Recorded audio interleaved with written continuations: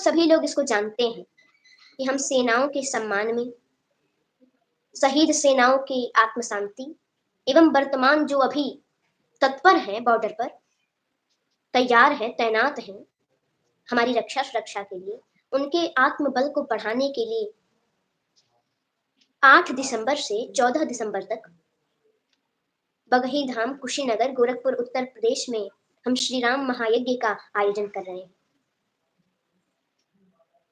जब पहलगाम में घटना हुई थी,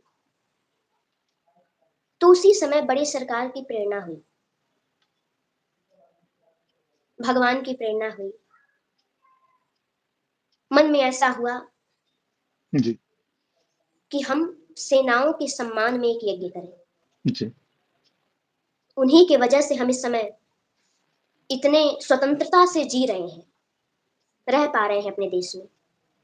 तो उनके लिए कोई यज्ञ नहीं करता, इसीलिए हम यज्ञ कर रहे हैं कि उनको बल मिले।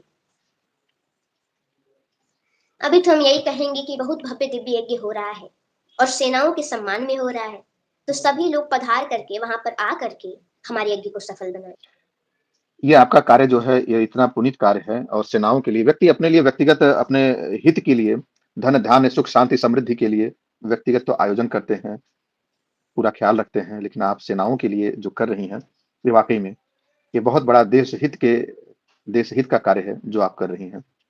जी। इसमें जितनी भी इस कार्य के लिए आपकी प्रशंसा की जाए कम है, शब्द भी बौने पड़ जाएं, ऐसा कार्य को आप कर रही हैं। और यह ईश्वरीय प्रेरणा जो आपको ईश्वर ने दिया है, देखिए ईश्वर तो सब पर कृपा करता है, लेकिन कुछ लोगों पर है जो विशेष कृपा करता है। उन विशेष लोगों में आप हैं देवी जी, जिन पर ईश्वर की साक्षात विशेष कृपा है।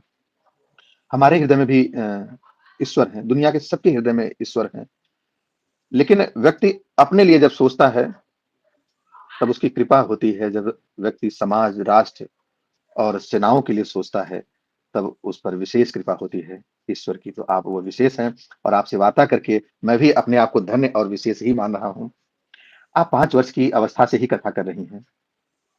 जी। जिस जिस उम्र में बच्चे शुद्ध रूप से हिंदी का उच्चारण नहीं कर पाते हैं, उस उम्र से आप श्री राम कथा, भागवत कथा, संस्कृत के क्लिष्ट शब्दों का, व्याकरण के क्लिष्ट शब्दों का उच्चारण करके कथा न केवल श्रवण कराती हैं बल्कि लोगों को समझाती हैं इस तरीके से जैसे लगता है कि रसपान की तरह आदमी रस ग्रहण करता है आपकी कथा में।